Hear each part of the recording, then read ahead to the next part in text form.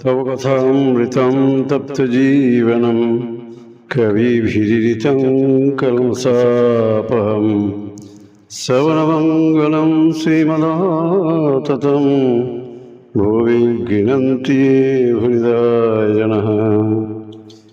আধ্যাত্মিকতা জিনিসটা ঠিক কি, হয়তো সেটা বলা শক্ত, কিন্তু তা যখন বিনয়, নম্রতা, নিঃস্বার্থপরতা, নৈতিক সাহস অথবা ছোটখাটো অথচ উদার কাজকর্মের মধ্যে ফুটে ওঠে, তখন তো মুগ্ধ না হয়ে পারা যায় না।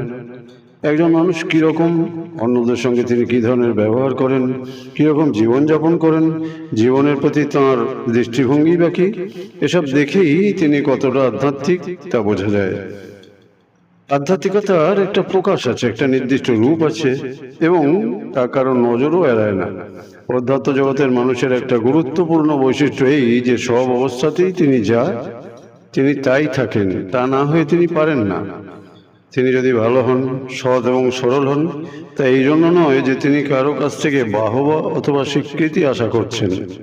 ভালো বলেই তিনি ভালো, সৎ বলেই তিনি সৎ, সেটাই তাঁর স্বভাব।